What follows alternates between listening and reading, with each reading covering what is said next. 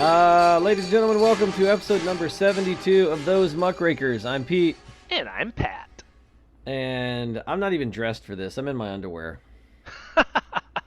Well, I mean, better to be tired on a podcast than tired on a date. You know why you never want to be tired on a date, Peter? Why? Because you'll rub her the wrong way. I guess so. Mostly, if I was on a date and I was already in my underwear, things would be going pretty well, I guess. I mean, it depends on if you progressed to being in your underwear or if you started in your underwear. I just rolled in. I'm like, hey, what's up? Just scratching my stomach.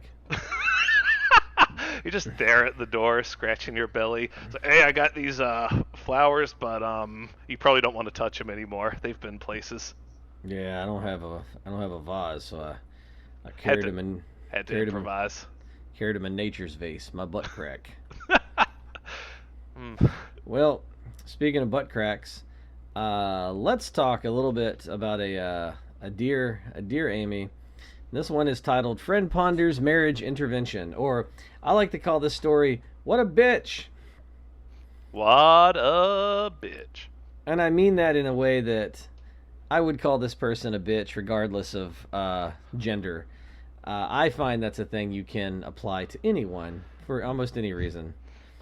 And they say, "Dear Amy, Kurt and I have been friends for 15 years.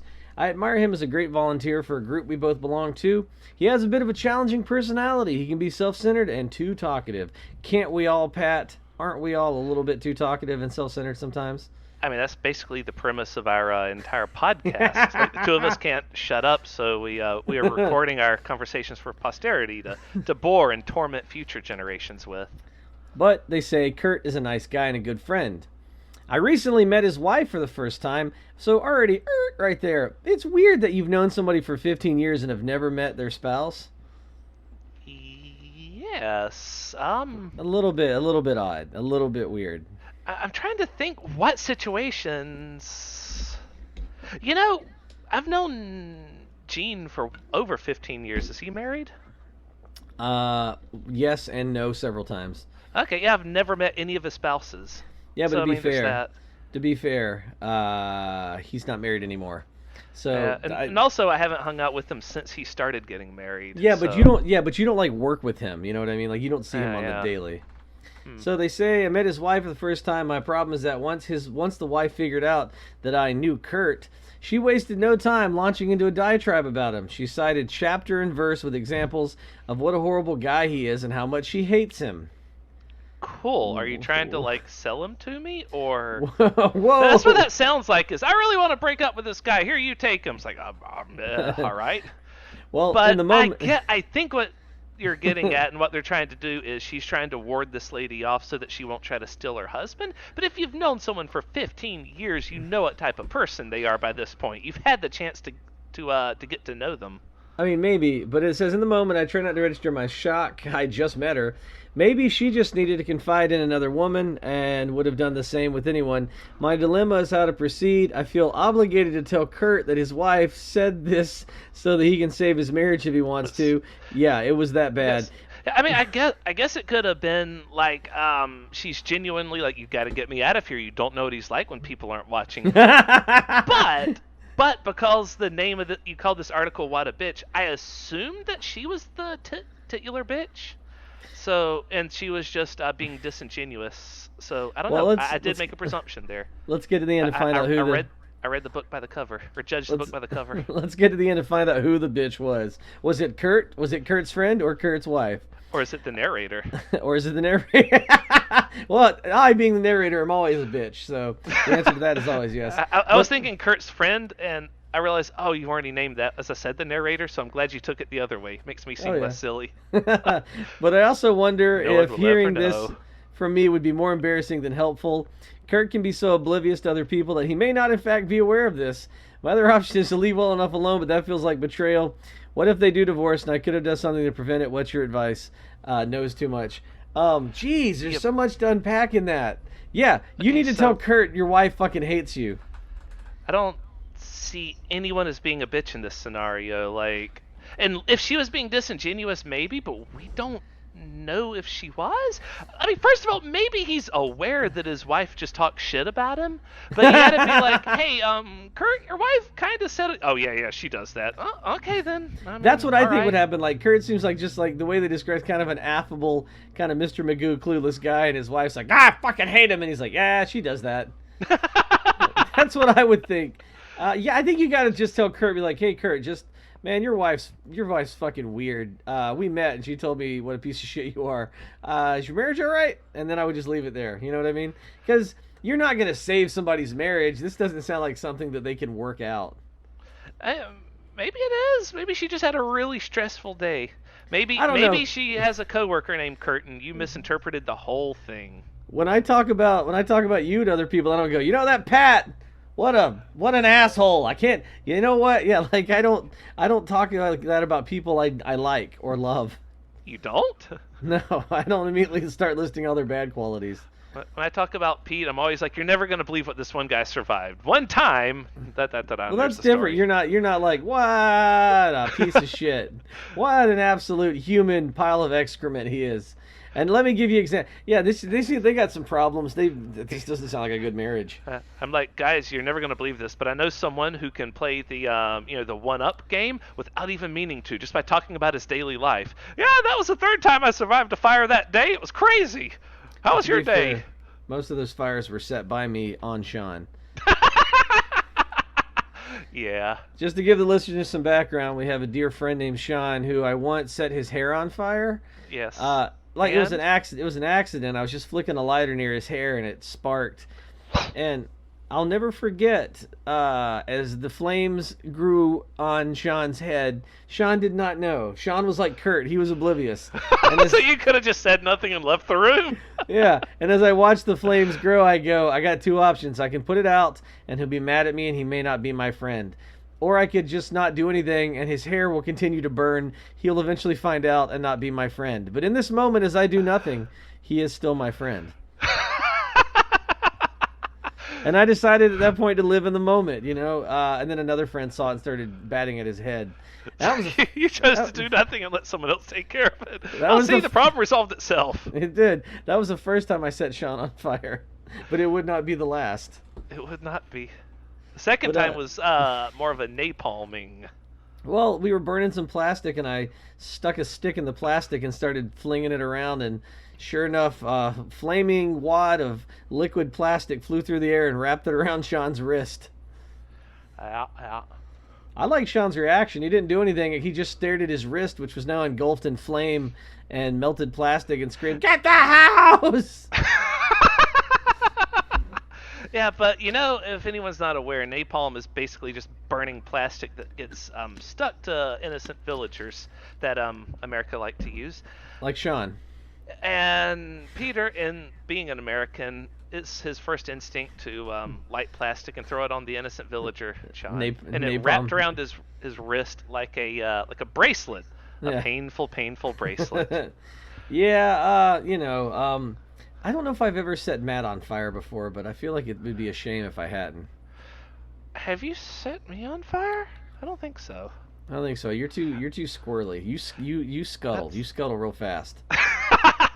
I'm very happy you said that, because Sean has also called me very squirrely before. I forgot what he was trying to do, but I got away really quickly, and he's like, "You squirrely bastard!" Yeah, you're real good at just like just like out of there, just like a small mammal. It's impressive. Like a small mammal or Zoidberg. Woo! Exactly. I go out, I leave the room sideways. Well, this next Dear Amy comes to us from the We Live Nebraska or the Nebraska Times, and it says, "Dear Amy," hold on, this is a guy. This is a father-daughter thing. I like the title. It says, "Ask Amy." My daughter lives with me and owns a gun. Can I kick her out? And what? Before I even read the whole thing, story? No, that's the title. And before I even read into it, I went, "Well, not if she doesn't want to go." I mean, do you own a bigger gun? Because if not, I'm pretty sure she has all the authority in this situation. Pretty much, yeah. She got a gun. Can I kick her out? Probably, but it's gonna not go very well. Gonna take a bomb or a tank, but I think we could manage. Do you have some Kevlar? So it says, this week I discovered my intelligent, hard-working, responsible 24-year-old daughter who lives with me is a gun owner. Okay. And it's not a normal gun either. Right there, I'm already like, ooh, is it a space gun? Is it a laser? It's Marvin the Martian's little ray gun. It's a 40 caliber semi-automatic, and she has hollow points to go with it. I don't know why a 40 caliber semi-auto is a not normal gun. Semi-auto just means when you pull the trigger, a bullet comes out, which is the way most guns work. This is not the 1800s. You're not like, gotta thumb the hammer back, Billy. Yes, since he says she has hollow points to go with it. Amy, this is the kind of gun a criminal would possess. She says it's for emergencies. Well, there have only been 2 home invasions in our neighborhood in the last 11 years. That's a lot of fucking home invasions. 2 in 11 years? I feel like that's a nice amount of home invasions, right? I suppose. He also doesn't say if it was his home or not, or what happened. So it's, I guess, I'm just like, you seem to know a lot about guns to not want her to have one. Yeah. So, does he own any guns, or does he have like what he considers responsible guns and she has this? I'm assuming that he doesn't own any guns at all and she just happened to buy this gun that made him uneasy. Well, he says, I've given her 3 choices. She can either give her weapon to me, sell it, or move out in 3 weeks. So he considers himself to be more responsible than his daughter? Because the gun would still be in the house if she gave it to him. I know. I love my daughter, and I'd be so sad for her to move into a place that she would hardly be able to afford. But now I have to lock my bedroom door at night because I don't know what she's going to do. Now, your bedroom door is not going to protect you from bullets. She says I don't trust her and is barely speaking to me. How can I convince her to stop endangering us? Well, man... She should move out and go to a seedy, cheap neighborhood that she can afford, and that would necessitate the use of her gun. That way she could be like, see, Daddy, I got robbed the 3rd time this week, so I had to use my gun. Well, the problem with this is, again, with these, you don't know the full story, right? Like, we think that maybe he's just being, like, you know, kind of overprotective or pushy, but maybe she's running around with a gun, like just shooting holes in the ceiling. We don't know, maybe. Changing the TV by shooting it like Elvis Presley. Yeah. Bam! Or, you're right, we don't know the full story. Maybe what's going on here is, now you listen here, in the last 11 years, I managed to successfully rob 2 of these homes, but that's because no one owned any guns. Now my daughter owns a gun, and that means I am in jeopardy. What am I going to do, Amy? It means the neighbors are going to get ideas, and maybe they'll get guns too, and then Christmas will suck. But really, it reads like this person... I'm running low on everyone else's supplies. What am I going to do? It's my time to feed again.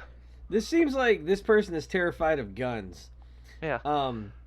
Or for some reason doesn't want her to have a gun. Now, people that are longtime listeners of the podcast know our stances on guns. We feel like people that are responsible should be able to own them. They just need to pay gun tax, right? Well, not a gun tax. What do we call it? Gun insurance. That was our plan. We feel like they're fucking awesome. They're metal as fuck. But also, yeah. But let's try to price out the crazy people and make sure people can't own their own private militia worth of guns. Make sure only the richest 1% of Americans can own guns. That way they can hunt the poor. Right. So God, I have so many thoughts on this.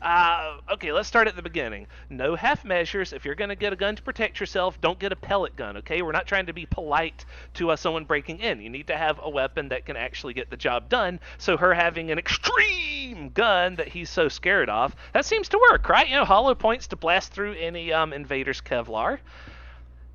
Yeah, so, I can see that the hollow so if you're going to do points... it, make sure that it works. Go ahead.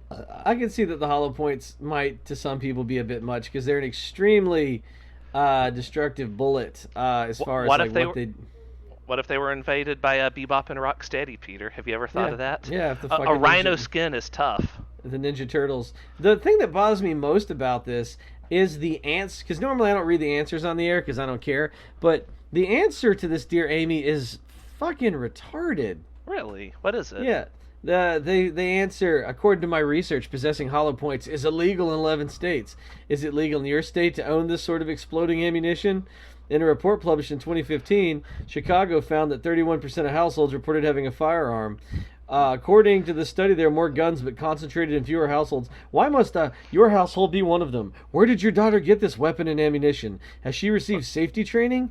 Is she perhaps engaged in another activity outside your household? Like that's actually an interesting point. We could say, if we were the father, now look, you can own this gun, but you got to go to safety training first. I want you to know how to wield it properly, like a samurai. Make her take kendo. Well, and if she was willing to do that, then she can keep it. Well, it says, I agree with your ultimatum. I also weep that there is yet another likely unsafe gun owner in this country. You don't know anything about this lady. Yeah, that's the thing, is guns are so fetishized on one side, and the other side, everyone acts like the gun's just going to jump up and start murdering people of its own accord. So right, it's not.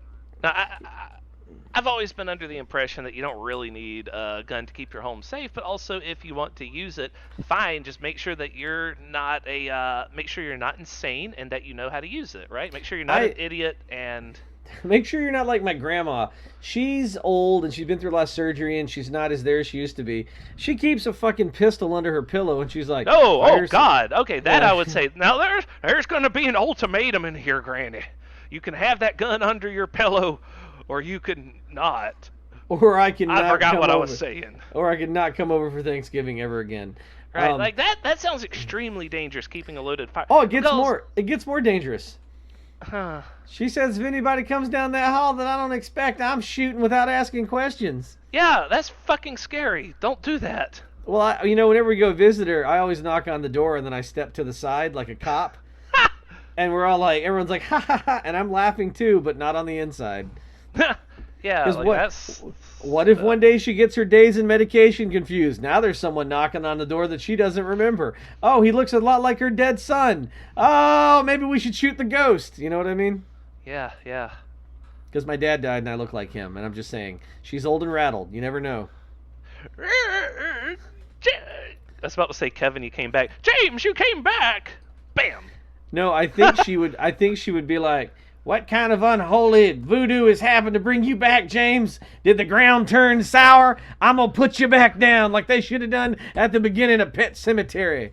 And the whole time I'm just like, "Oh fuck." And they're like, "Why did you do that?" Because sometimes dead is better. Exactly. Yep. So I don't know, man. Like, leave your daughter with her gun, or I guess it's your house. You can kick her out, but it seems silly. Kick her out if you're a terrible father. Well, he already seems like a terrible father. I lock my bedroom door at night. What if she needs help? Is your door made of fucking Kevlar? Yeah, first of all, the door's not going to protect you from her if she decides that it's time, Daddy. Secondly, what if she needs help, right? Like, what if she hurts herself in the night? Not gun-related, not intruder-related. She, I don't know, fucking cuts her hand really bad on opening a can of peaches.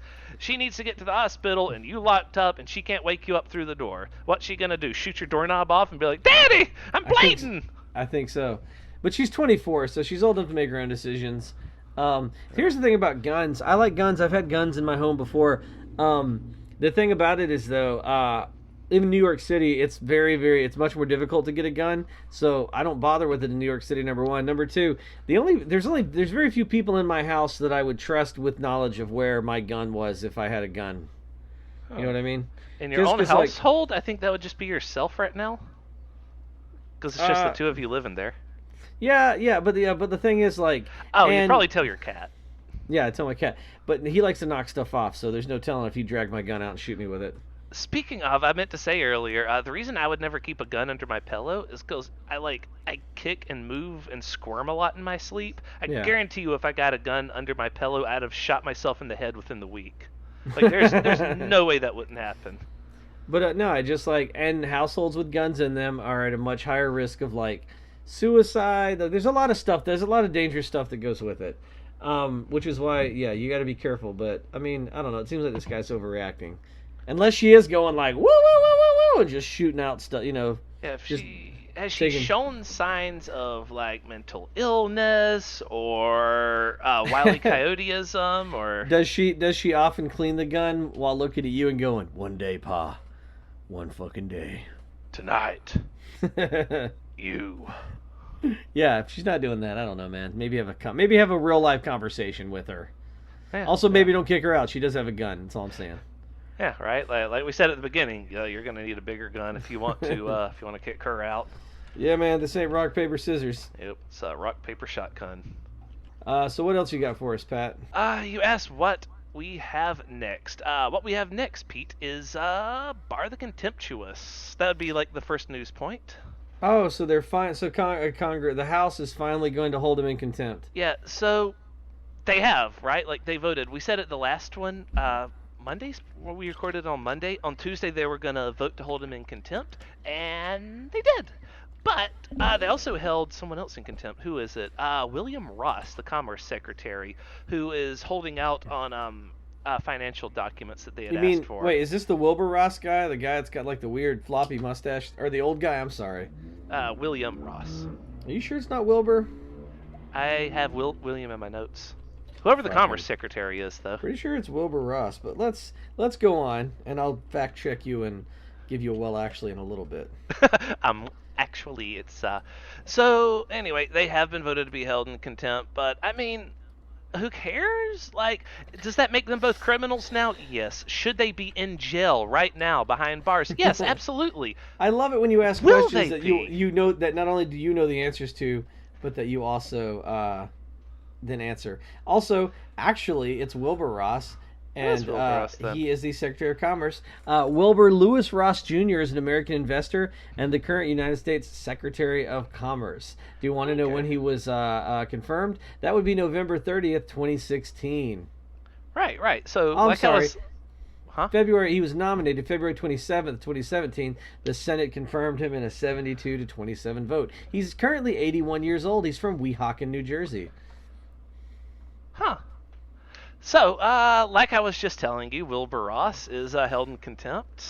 Don't know why you would debate me on that. Here's the thing about holding Wilbur. It's so hard for me to take this serious, though, because they have to hold themselves. Look, if they choose not to punish themselves, they don't get punished. They both have such an astronomical amount of power at this point that all they have to do is say, well, I'm not going to be punished, and then they don't get punished. Well, here's the thing about Wilbur Ross. You ever met an 81-year-old guy? He's contemptuous of everything anyway. Old people live in contempt. What's that going to do? He's just going to harumph his way away from the Senate to wherever the fuck he wants. He's an 81-year-old man.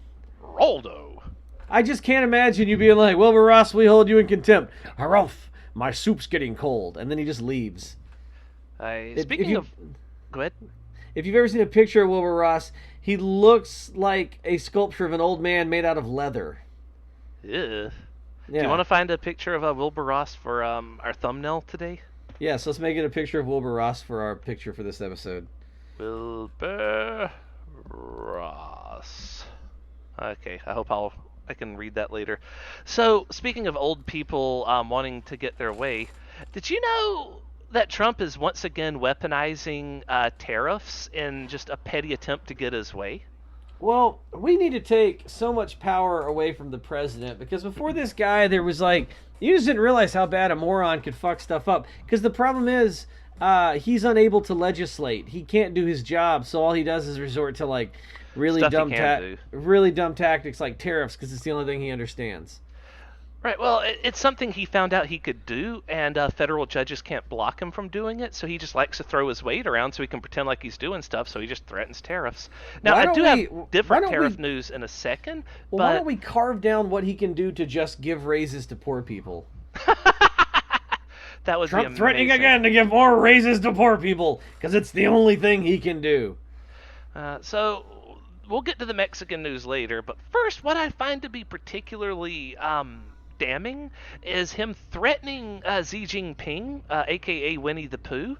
A.k.a. the premier prime minister, the head honcho of China. China, okay? Sad. He's threatening him with a $300 million additional tariff if he refuses to talk with Trump at the G20 summit. Why do I feel like the Chinese Xi Jinping, or whatever they call you, Kung Pao Chicken, you're going to talk to me at the G20 summit, okay? Or else there will be bigly hell to pay. Why do I feel that Trump is going to be outfoxed by Xi Jinping? Probably. Like, you know what's great about this? What's that? This is gonna start all kinds of crazy new like Chinese parables like years from now about like the orange toad and like the I don't know what animal do they really like in China that's small and clever? Winnie the Pooh. Yeah, the story of like Winnie the Pooh and the orange dragon and how Pooh tricked him and like yeah. Oh bother! It'll be a whole beautiful Chinese story about that. Mm-hmm. Wonderful. He's their current leader's not going to be happy about it, but I figure this is going to be people in the future telling the story. So the other tariff thing was, do you remember we were talking about Trump's tariffs that he's trying to levy on? He's threatening Mexico with all these tariffs if they don't make deals about the border, and then finally some deal came up that was about, oh, we're going to make these concessions about the border and trying to stop our own people from getting to it and all that. And Trump was saying, see, look at that, folks. I threatened them with tariffs and it worked. Oh, I'm such a big shot. My plan worked. Remember that? Yeah. Actually, the deal that Mexico was talking about was one that was in place and signed off on, like already confirmed about 3 months ago. It's news, but it's not even news because you know that's how he operates. He lies about stuff, tries to take credit for it, but his lies are very, very bad in the first place. But what's wonderful is that it came out that he was lying, and he had made up that whole pageantry about threatening them with tariffs. Right. When that came out, he said, no, actually there's a secret deal with Mexico, okay? Only I know about it, and also the Mexicans. And he was trying to say that there was a secret deal that was in place, and that's what he managed to get them to do. And whenever he was talking to reporters about it outside, he flashed them a sheet of paper saying, see, it's right here, okay? And I think it was Colbert, or no, it was the guy who does a closer look. But anyway, it's one of those TV people who said, Trump used to be so mad about, or used to talk about Hillary being unsafe, keeping secret documents on an email server. He walks around with secret information just on a piece of paper in his pocket. Not only could the Russians might be able to hack the email server, but a pigeon could hack that sheet of paper. Look, folks, here it is, the nuke codes. Oh no, get that pigeon! Yeah, exactly.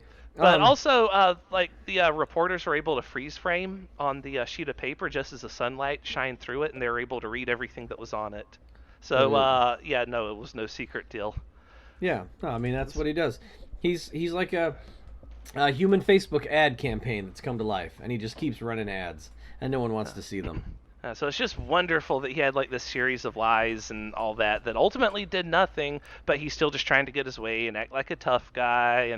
And I mean, sadly, it's still working because his approval rate still isn't at 0 where it should be. It would never be at 0. Yeah, but it is like at least 10 points lower than every single Democrat running, so that's funny. Well, Wilbur Ross was married to Hillary Geary in 2004. Ah. So should we do more Trump stuff or other stuff? How about a feel-good hero story? Feel-good hero story? Okay. Mm-hmm. So let's hear it. No, that's not the story. No, I was saying let's hear it. Oh, I thought you said that's the story, and I'm like, no. That's the way it is. You know what was part of the story? Wilbur Ross was actually married to Betsy McConaughey from 1995 to 2000. Oh, I didn't realize you were talking about like a real story just then. I thought you were still like on the Wilbur Ross wiki page. Oh no, I have stuff off because you ran out of stuff to talk about. No, I have a real story, and then I just wanted to pepper some Wilbur Ross.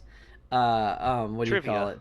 Wilbur Ross trivia. That would be a fun and terrible bar night trivia to do. Like, we're doing Wilbur Ross trivia tonight. Everyone groans. I'll take another Heineken. Can anybody name Wilbur Ross's first wife, married from 1961 to 1995? Was it Mary Ellen? No, it was Judith Nodine. I'm sorry. Aww. All right. So, he's a hero, mom of a 3-year-old girl who was in a Bronx fire. This Bronx teen named Lucas Silverio, I guess was like he was living in an apartment complex in the Bronx, and he's in the shower, and I guess his mom and grandma were like, the house is burning, we gotta get out. So he ran. He was helping his grandma down the stairs, and then like he ran back up to get the 3-year-old out, and he came out with the child, and the child later died of smoke inhalation. Oh shit. And then Silverio also died 48 hours later. What? Why? Also from smoke inhalation? Smoke and flames, yeah. Well, damn it. That's not a good story. You said it was a feel-good story. That was a feel-good hero story. Man, like, what is it in people's brains that make them go, "I'll save you, ma'am"? I'll take the case. Something good, Pete. Something good. There's an It gets them killed, but it's something good. There's an interesting theory that evolutionary-wise, people that are heroes are so few and far between because whatever gene that activates the hero complex generally doesn't live long enough to be reproduced. Very sad. Very sad. Yeah. Speaking of very sad news, I was trying to hit you with a hook so you didn't know what happened at the end. And then I realized it was just a real sad story. Yeah. So what's sad here, what's really sad, is that feel bad story that you had there is still better than some of the news we have coming down the pipes in this podcast today. Mm-hmm. But so our listeners should be aware that this is going to get really dark. So let's do some slightly more here's what I'll do. And upbeat news first. In between the bad stuff, I'll sprinkle in some more Wilbur Ross facts. I have two good news beats before we go into some of the worst stuff. That's kind of funny because I used to listen to a Christian radio station called the Good News Network. Oh yeah? I think that was the wrong name for it. How so? Because everything was like, do what the Bible says or you're going to hell. That's bad news. That's not good news. What if I think the Bible sucks? Yeah, what if it's boring and I got lost somewhere in chapter 1? It's rambling. Why is there not an alternate path to heaven? Right? It's like, do the stuff in the Bible or donate 1% of your income to the poor, or I don't know, fucking kiss your elbow and you spend your whole life trying to, I don't know. I don't have a lot of great ideas. It's easier for a rich man to kiss his own elbow than to backflip through a hula hoop. Anyway, you know what I mean? Maybe do the Bible stuff or be nice to animals. I saw an awful video someone retweeted from PETA today that said, you shouldn't eat living animals. And so I clicked on it, and it was an octopus that was just a live octopus someone took out of a bowl like sushi and dipped in something. And I'm like, Nope. And I clicked away. I was like, no, I don't want to watch someone eat a live octopus. Did you watch the PETA video I sent you the other day? Oh, no, that's on the docket. What was it? Oh, it's so good. Okay, all right, it starts off. So my favorite thing to watch is people that think they're paramilitary but are really bad at it, but they run everything. They're like on walkie-talkies and they're like, over, Roger, making hand signals now. Go 2 clicks to the east, like that kind of shit. Roger, Roger. Yeah, so you see these fucking people, then they're all like, there's a bunch of them, there's like 50 of them, and they're like hopping over this little fence, and the guy's like, all right, go, go, go. And so they go into this duck farm, I guess, where they're slaughtering ducks and cleaning them and sending them off, right, to be eaten. This here is the illustrious Potang. And over? And they're so serious with it. He's like, blue group, go that way. Red group, stay with me. Like, almost like Star Wars, but like if they were all really dumb. Red October standing by. Yeah.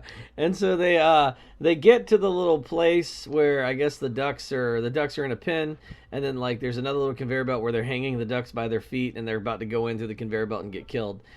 And the best part about it is they show up and it's not like anybody says anything to them because it is all like Mexican agricultural workers. Gotcha. So they can't say anything to them. Well, they have just the the real like loud Spanish music on in the back, and like they just keep working. They're like, oh, crazy white people, we've been through this before, just keep your head down and keep working. Yeah. Don't make eye contact, and they won't fuck with you. They come in and they're like, we gotta save these ducks, stop this conveyor belt, and they're just running around punching buttons, which seems dangerous. Red Fox standing by. And they finally, I guess, get it stopped. And have you seen those bike locks that like the guy from Breaking Bad had, like, that you can like put your neck around, you can like kind of like lock someone's neck up in it?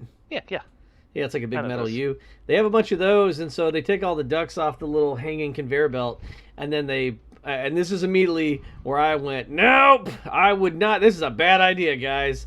say what you will of animals, and then they all start locking the bike locks around these fucking hanging things that the ducks were hanging on to be slaughtered, and then hooking it around their necks. No, what? Oh no! And they're pretty. That's not saving ducks. That's sacrificing yourself. And so they're all like locking it up and da da da da da, and then something happens and it starts to move. Everyone's going, ah! I don't know what I think they gave all their keys to one person too after they locked it, and I go, well, that's a bad idea. And guys, already swallowed the keys. It starts going, and everyone's going, oh my god! And one guy, I don't mean to laugh at people's pain, but it's like, you did that to yourself. Yeah, Jesus. And it gets even better, so that's happening, and there's like a big... I'm waiting for the punchline to be that they're all dead, and now you need to like very carefully check your duck when you buy it. It might be people. Might be PETA. So it's like, it's pulling him around, but one guy locked it around his neck, and these things are about your height, so you kind of have to stand up. Like, it's like you're getting ready to hang yourself. Like, that's how high the little rack is. I was gonna shout, "Green Mallard is people!" So he's got it around their necks, and there's a big like post in front of this guy, which wouldn't be a problem if he was a little duck hanging on the thing, but he's a dude, and so what it does is it starts yanking him, and like he can't fit around the post, so it's just strangling him. Yeah. And he's going, ah! And the guy's going, ah! Which key is it? You better shut this thing down! Someone's dying! And like, the workers are just like, just keep working, man. Just don't pay any attention to him. And they finally get him out. Like, but it was such a like, just like, and then they go, let's go to the gate. Plan B. And then they all go sit down, like chained together in front of the gate, and they all grabbed a dead duck to hold in their arms and cry. That's stupid. Well, also I don't want to hold. I'm like the horses in ancient literature. I don't like to touch dead things. Well, the greatest part was there's a bunch of like ducks in a pen. You could have just busted down part of the pen and freed the ducks. Could I hold a live duck and cry? Yeah. Well, they're holding dead ducks, and I'm like, there's a bunch of live ducks you didn't do anything for, right? Like, I mean, holding a live duck's joyful. Just make sure that you don't like situate their ass over your legs, because they'll just shit on you. But if you like hold their ass off of your lap, then you can just set them there and pet them. I would have just waited till night. I would have just driven a bulldozer just through all the walls of everything so all the ducks could escape. That's what I would have done. That would have been mine. Yeah, fly free, ducks. Fly free. Don't like fucking strangulate yourself. You're not saving the ducks. Well, you know how PETA is. They try to make a statement. I was in a grocery store once when PETA came in, and I was like, go away. Have you ever played any of their games? PETA's? No. They're kind of fun, actually. They have a series of games they release that are like parodies of other games. Their Cookin' Mama one is super gross if you want to check it out. But the Mario one was the one I played the most, where you play as a Tanuki who's been skinned alive, and Mario ran off with your skin. And so you're a skinless Tanuki chasing Mario through all of his different Mario Brother levels until you can catch him and kill him and get your skin back. PETA made this? Yeah, they made it. Why? Just Google like PETA Mario game. What does that demonstrate? It demonstrates that fur is murder, and sometimes the animal comes back and kills the plumber.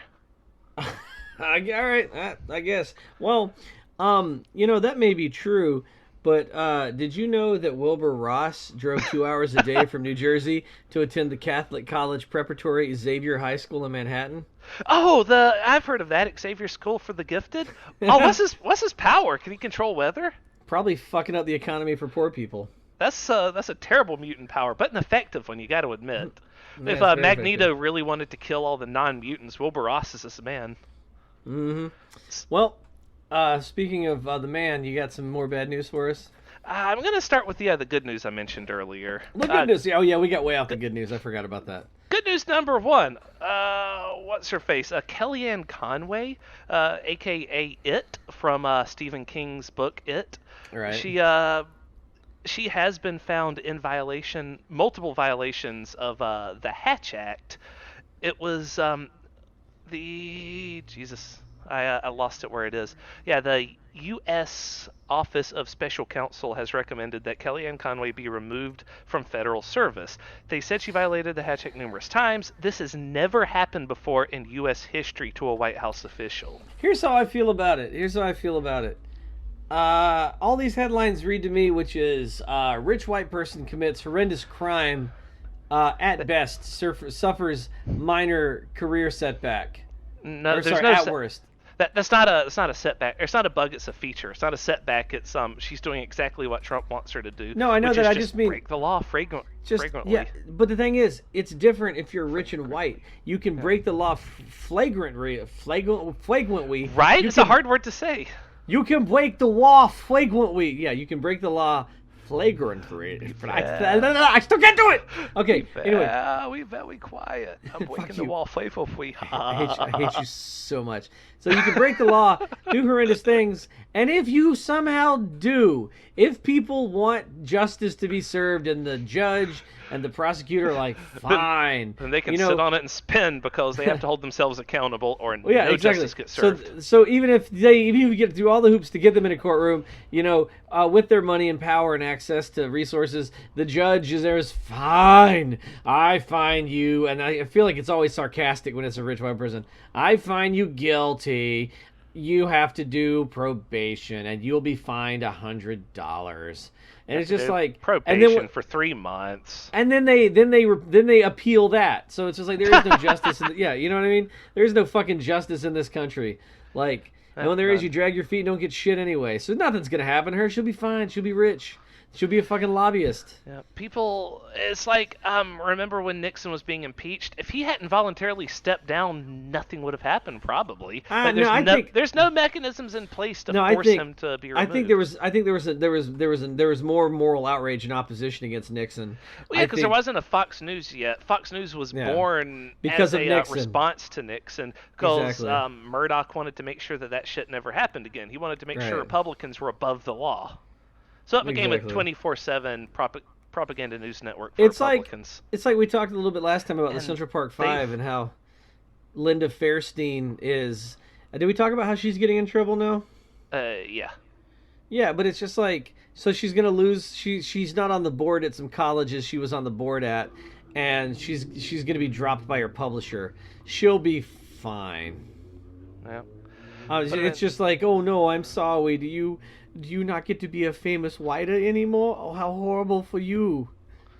I mean, she's just going to wait like a year for everyone to forget, and then she'll keep going. And then publish another book. I'm not sorry! Like, that's what they do. And then she'll sue somebody or appeal a thing. Yeah, there's no fucking justice in this country. Once you reach a certain skin tone and monetary amount. Yep, here you are. I am invincible, to quote, what's his name, Boris? There's a certain point in which you somehow are given, once you get a certain amount of wealthy and the right skin tone, you just get the GTA fucking codes for life. Yeah. So, in Trader-in-Chief news right quick, you remember how Trump spent the last 2 years screaming, no collusion? And he was saying that, it was all just a witch hunt, he had never colluded, blah, blah, blah. Well... Right. That same guy just went on camera and was asked if what he would do if any foreigners called him up asking him to collude, and he said, "Yeah, I'll 100% go for it." Right. So here's what and maybe there's a new strategy with Trump. Maybe they're waiting until he basically presents him for help. Yeah, well, I'm thinking maybe the Pelosi's like, okay, we give him enough time, he'll become confident, and then he'll actually admit the whole crime on tape at the State of the Union address. He'll make the case for us. I feel like that's what they're doing, but that's fucking stupid. What's just insane about this is get the man in a deposition. He'll come apart. Like get him in one of those Bill Clinton like. I'm telling you for the last time, Pat, I did not have sexual relations with that woman. Okay. Did you do it, Bill? Okay, if there was a woman like that, I would have sexual relations with her. Did you do it, Bill? Okay, listen, I would have done it if I could have done it, but I'm telling you, I did not do sexual relations with that woman. Right, but that woman? Did you do it? Okay, maybe not that woman, but there are some women that I have not had sexual relations with. Was she one of them? No, she was not. So they asked Trump if he was approached by Russia offering him help to win the election, would he inform the FBI? And he said no, without hesitation. And Yeah. he made fun of it. He's all like, Yeah. what am I supposed to do? Call the FBI? Waste their time? They're busy, don't you know? And he was they already knew all this anyway. He was told that the FBI director said, yeah, this is the law. You have to do that. And Trump immediately replied, the FBI director is wrong. It's like, what? No, the law is the law. You're supposed to follow the law. Like, even Brian Kilmeade on Fox and Friends, Fox and Friends suggested, it's like, now, Trump, you know better than anyone. The U.S. president knows better than anyone. You don't accept help from hostile foreign powers because then you owe them something and they'll be expecting you to pay it back. Like, Fox and Friends was trying to explain to him why what he said was wrong.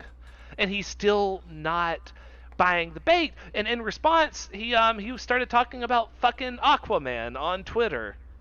Did you catch that? No, he said but that, please. He said that he just got through speaking to the Prince of Wales, WHALES. Oh, yeah. I saw everybody. But that's the problem, though. Like, he says something cutesy stupid like that. We spend all our time making fun of him, and the right just loves him more for it. His stupidity is saving him. Right, but God, it's just infuriating. Exactly. So just on this podcast, we went from talking about basically admitting to treason to like, oh, but he misspelled something. Look at the little guy. Like, even us, it took us off the important thing. That's how he wins. He's like some weird fucking Doctor Who monster. As soon as you look away, you forget that he exists. No, we look at our arms, we're like, oh, there are check marks everywhere. No, you look. It's to be a new monster. Marks. It's like, you know that it's deadly, and everyone goes, well, why can't we defeat it? Well, you look at it, you understand how deadly it is, and then it does something so completely stupid, you get distracted by making jokes about the stupid thing it just did, then it kills you. Yep. So, stupidity is natural camouflage.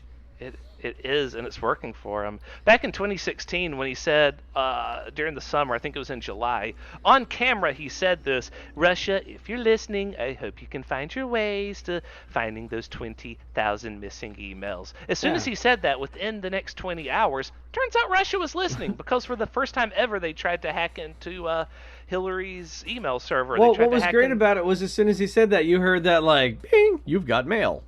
Yeah, so fucking... That's just the crazy part, is that he's admitted on camera to being a traitor before. He wasn't president at the time, and once he became president, they sort of wiped the slate. They, like an Etch-a-Sketch, you shake it all away, you pretend like none of that happened.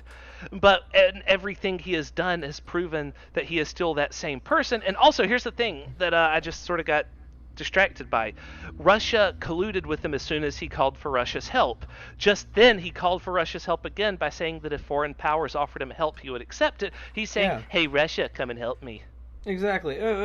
He even said on camera, and I'd forgot that he said this, in Russia, if you did that, you would be tremendously rewarded. I totally forgot that he said that. He offered them a reward in exchange for doing it. Yeah. So they either need to impeach him or we're all fucked. Just like... Yeah, because he's just going to cheat again, and foreign powers will get to decide. Because here's the thing. Here's what this leads to. Eventually, the Democrats are going to say, fuck it, we'll accept help from England, from France, from everyone else, and then basically America will stop being about who Americans elect president, and it'll be which foreign power was able to spread the best propaganda. Here's the crazy thing about it. You know how... All right, so Putin... The rest of the world gets to elect our president. Putin was president, and then he let this other guy become prime minister, and he became that guy's like vice president, right? So it was kind of this move where he was Putin's puppet, but like he was still, like at least upholding kind of, yes, democracy still exists here, right? Right. But then, like, I guess that bothered him, so then he's just like, running for president again forever. So. Yeah. What's going to happen is if Trump doesn't leave, we're just going to have Putin in 2020. Like he doesn't like to share power, so he'll eventually push Trump out of the way and be like, "Yes, I am United States president now." Yeah. Yeah. So there's that. Yeah. What else have we done? That sort of ties into the next thing. One quick note. Do you remember Amash he's so far the only GOP congressperson that's called for Trump's impeachment?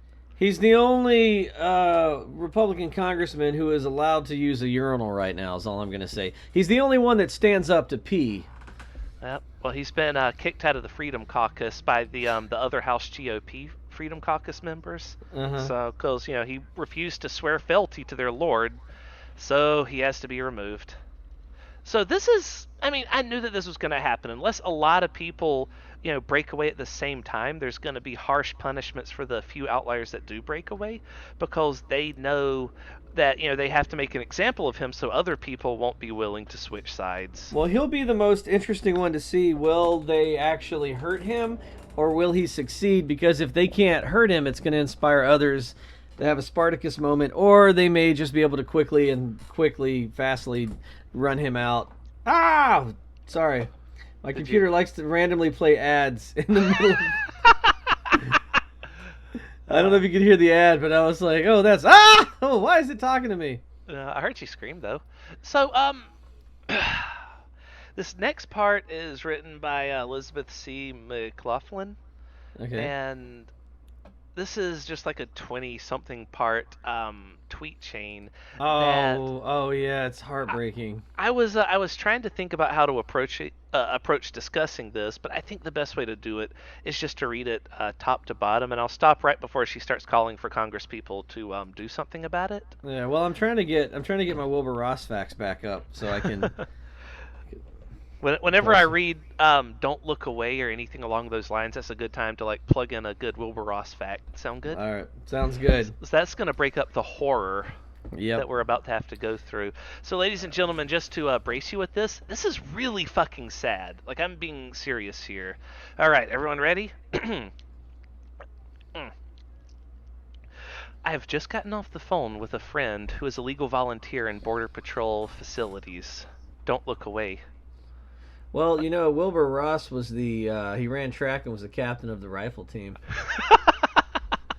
My friend has done 2 tours now volunteering as a legal advocate inside CBP facilities. She passed along information about what is happening there that indicates that the Trump administration is violating every basic human right and is moving towards military quote-unquote solutions. So that folks understand the process, CBP has outposts on the border. Refugees seeking asylum Hold on just a second. What is CPB? I don't know. She never says what it stands for. I guess some kind of border enforcement. Yeah, Border Patrol... Commerce Border Patrol? Canada Border Patrol. I don't know. But it really is never said in the whole thing. If you care about what Trump's doing at the border, you need to read and share this. Yeah, there's nothing about it up at the top. But, anyway, so that people understand the process, CBP has outposts on the border. Well, I will tell you, not reading at this point, I will tell you that this is all about asylum seekers that come to America legally. So everything that's happening here is about people who are 100% legal. This is not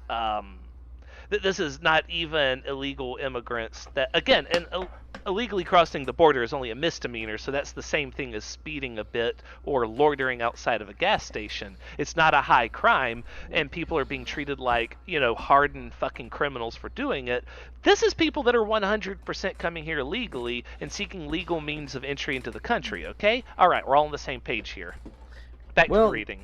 You know that he went to, Wilbur Ross went to Yale College, his father's alma mater.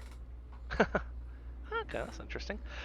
Refugees seeking asylum travel hundreds of miles on foot, including with infants and small children, and turn themselves in at these outposts on foot. Here's what happens next. Don't look away. Well, in the 1980s, Donald Trump was in financial trouble. His 3 casinos in Atlantic City were under foreclosure threat from lenders.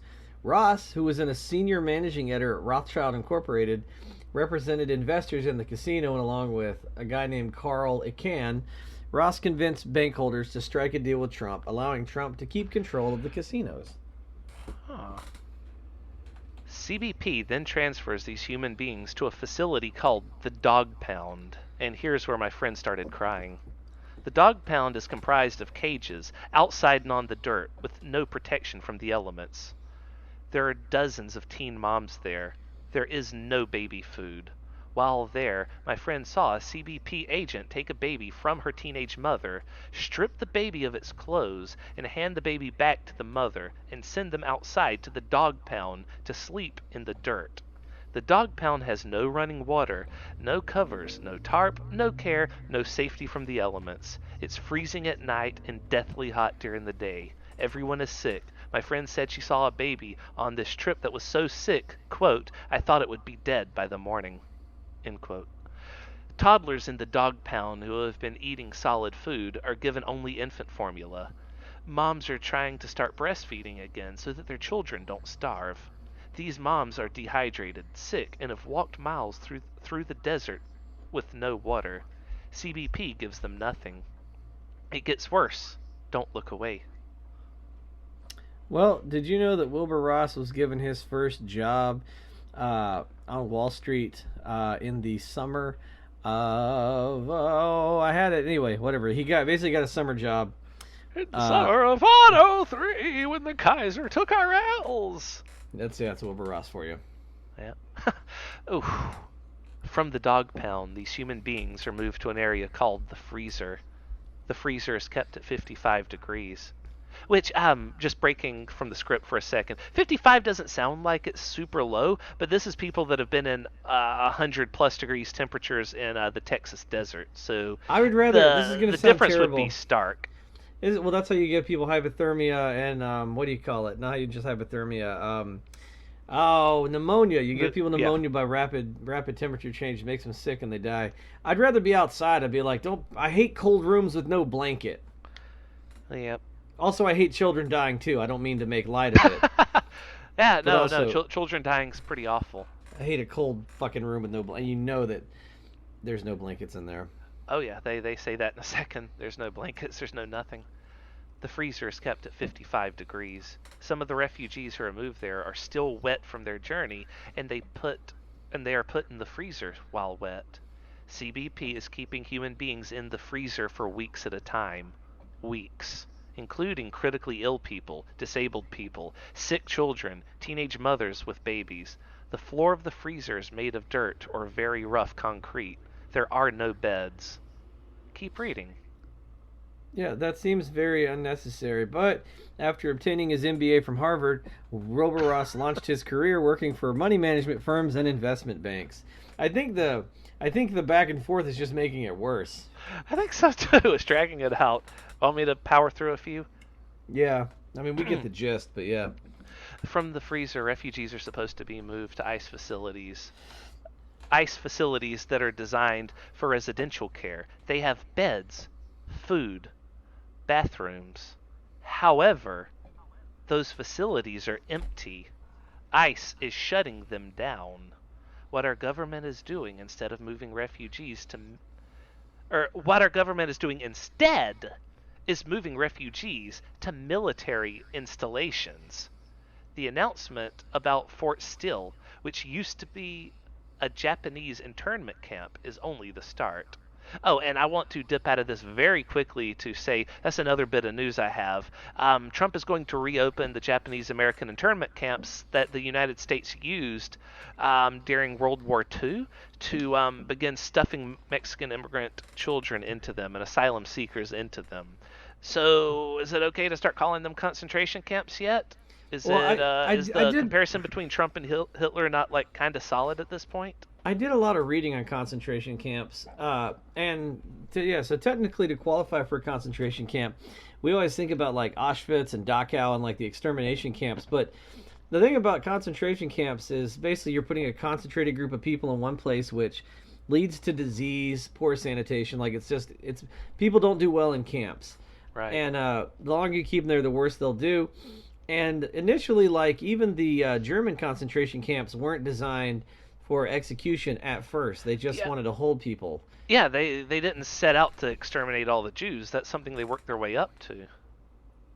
Just like we're not setting out to exterminate all the Mexican immigrants at this point, but we're clearly working up to that because you're moving it away from any kind of accountability at all. If you think for whatever reason you think that rounding up asylum seekers and putting them all in holding places until you can get them through the immigration court, okay, I could see the merit in that.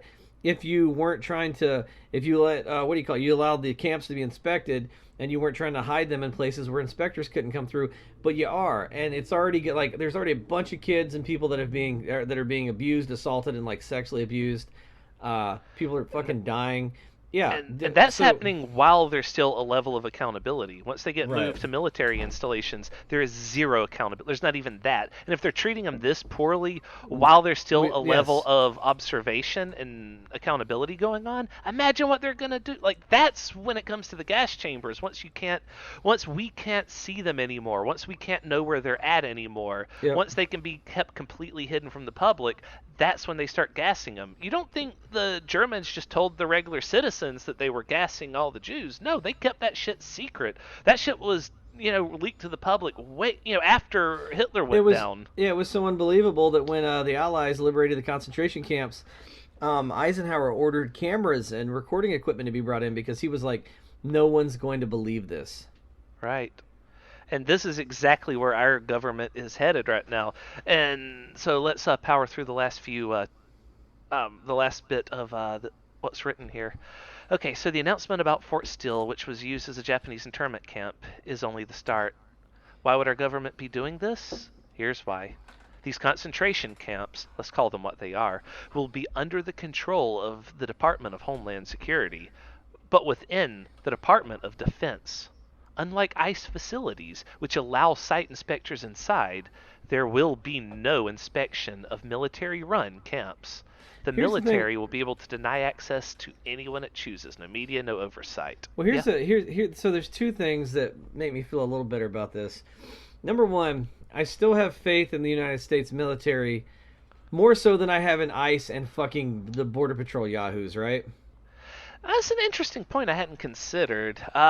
While ICE agents tend to be human scum, whereas the military is a grab bag and can often be very good people. I think the military are better trained, better equipped, because ICE doesn't know what the fuck they're doing outside of like the shit they know they're doing. So it's not good that it's being hidden. But like I said, I still don't believe that the United States Army are a bunch of Nazis. Like it took a while for the Nazis. No, not our military. Yeah, it took a lot for the Nazis to infiltrate the German military, and there were a lot of German military people that left or were like, "This isn't right." Yeah. So that might be, maybe I'm reaching, but maybe that's a silver lining is that like, at least there's still good people in the military, and I can't imagine that they would be as shitty as ICE and Border Patrol is. That actually is a very good point that I hadn't considered. So that may be a genuine silver lining to this. Yeah, it might backfire on the fucking assholes. Are like, yeah, we're gonna hide it, and then maybe, some stuff will happen and some military people will push back. Hopefully, but lawyers will not be allowed in. Human rights monitors will not be allowed in. That's crazy in the United States that we're like, no human rights monitors, thank you. Like, yeah. Camps will also be protected airspace, meaning that no drones can fly over them and take pictures of what's going on inside. The Trump administration. Go ahead. I mean, look at the level of accountability at least we have in Gitmo. And remember Abu Ghraib, the prison camp in Iraq, where they were abusing prisoners? That came out. So I'm just saying, I think maybe there's more accountability on a military base than there is in a fucking ICE dungeon. Hope so. The Trump administration will be able to conduct itself in whichever way it wants to without anyone knowing what's going on inside. Think about what that means. Think about why they would want to do that. This is happening right now. Yeah. ICE facilities with beds and food are empty because the Trump administration is moving refugees into military-run concentration camps where they can do anything they choose without oversight, media scrutiny, or advocate access. Well, let's see. And the administration is already committing atrocities at CBC facilities. Border Patrol agents at the facilities where my friend was working at refer to these human beings as bodies, not people, bodies. They are denied medicine, toilets, food, beds, shelter, and clothes. My friend said that Flores is on very tenuous ground. We're days away from being met with, "We're not going to let you in, no matter what." Yeah. What's coming is crimes against humanity. America is already perpetrating mass human rights violations, and this administration is setting up so they can do far worse, in secret, under military supervision. And let's see. I think, yeah, everything else is just what we've been speculating. And followed by, if we do nothing, the blood will be on our hands. If Nancy Pelosi does nothing, blood will be on her hands. Yeah, I mean, that makes the whole argument for impeach right now, despite, he might get off in the Senate. Well, you got to start it. Like, he needs to go. Right. There needs to be accountability. We can't just let, second Hitler rise to power. Well, I had another news story, but we are running out of time. Oh, yeah. So I'm wondering, do you think that Lumpy Hannity would be warning Trump, oh, don't worry, everything will be, or telling Trump, oh, everything will be okay. Don't worry about the Allied nations marching on the White House. Everything's fine. Lumpy will do whatever the billionaires that own his company tell him to do. Probably. So since Trump's so buddy with Putin and Kim Jong-un, do you think that it's going to be America, Russia, and North Korea as the next great axis of evil? Like in the history books, people looking back on this. No, and here's why. I don't think it'll get to us allying ourselves with North Korea and Russia. I think we have allied. I mean, we're already a puppet state of Russia, and we're super friendly with North Korea. Way friendlier than we are with the UN anymore. We're not friendly with North Korea. He is. You don't see. He is us. In the world's eyes, he is us. Right, but you don't see like Lindsey Graham over, like he's doing that all on his own. No, I don't think that we'll become an axis of evil with them. I think more than likely is this place will turn into Syria real quick. I think that the nation is not, it's too divided. There's too many people that don't agree with the shit he's doing, but there are enough people that do agree with the shit he's doing. So I think more than likely we'll just kill each other and people at our southern border before we become another axis of evil. Yeah, I mean, all that sounds good to me. I liked your analysis. So yeah, that's that was a rough story to get through, but I just really want people to be aware that this shit is going on. Yeah. That we're torturing children as just part of what we do, is just who America is these days. We shouldn't be. This shit needs to stop. But will it? Oh, Nancy Pelosi is right now our best hope to get the wheels turning on impeachment, to make that shit happen. And it doesn't look like she's going to do it because she's worried about re-election. An old lady clinging to power is our Batman. We're fucked. Yeah. I am the night. Oh. All right, I'm going to stop the recording here.